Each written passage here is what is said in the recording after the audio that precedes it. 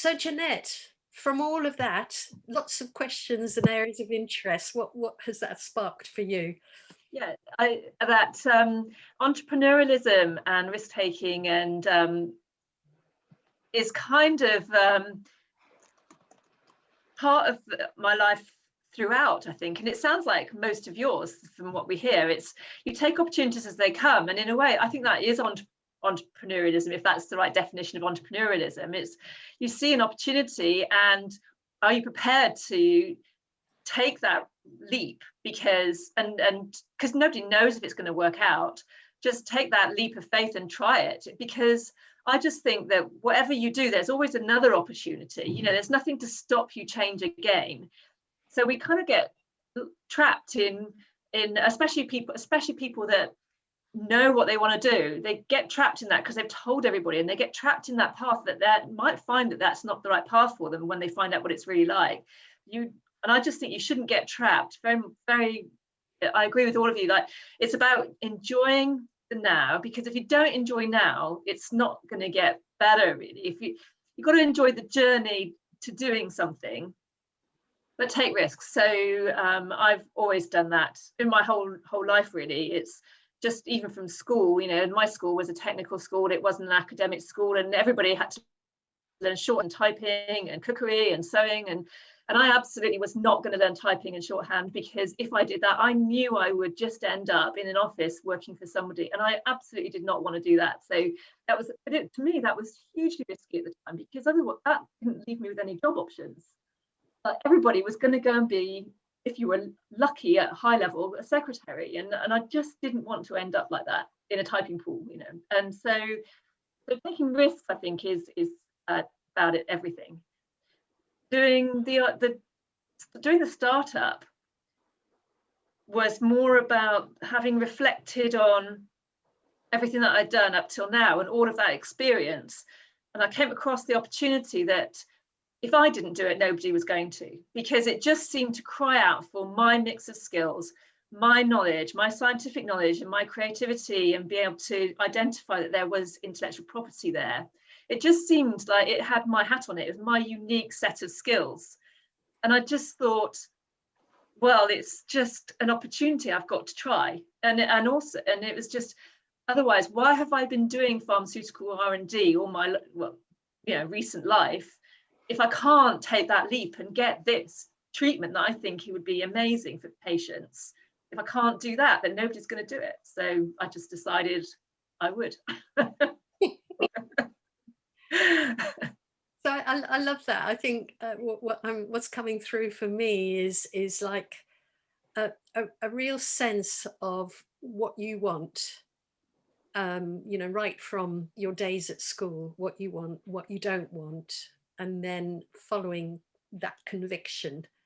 And then, what's happening now is being clear about what your skills are, and then just seizing the opportunity to, apply those and make things happen. Yeah, it's funny though, because I never think I've got any, I would not say that I'm a confident person having that I've got the skills, but I think as you get older, you realize that I always think everybody else is far more qualified than I am and knows far more.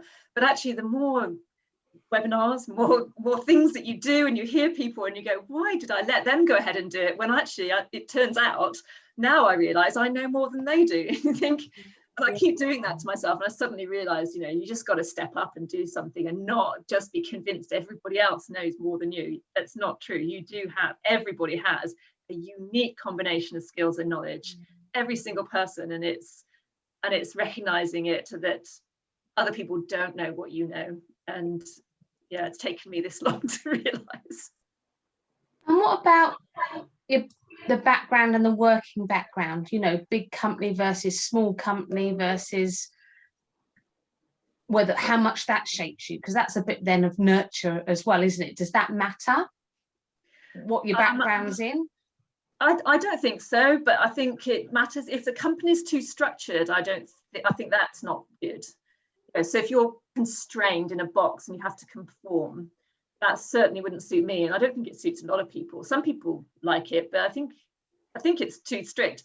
I worked at Glaxo and I loved it there because it was you worked in small teams and you could be entrepreneurial. I mean, I was darting around between buildings. I got to know people in different projects, and I was nosy and I'd form collaborations with different teams. And that's when I realized I ought to go into project management, because I would pull people together and share other people's experience. I'd go, oh, did you know Mark was working on that project and that might benefit this other project, and make connections. And I would also start planning things and just say, if we planned our experiments and pre-prepared stuff, we could get a lot more done. And so I was always looking for opportunities. And then I think there's many opportunities in a big company for you to change careers in a relatively safe way, because you're still part of that big company.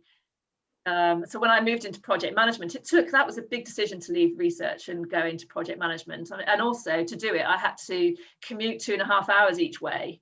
But I decided to make that step, and I knew it was going to be tough.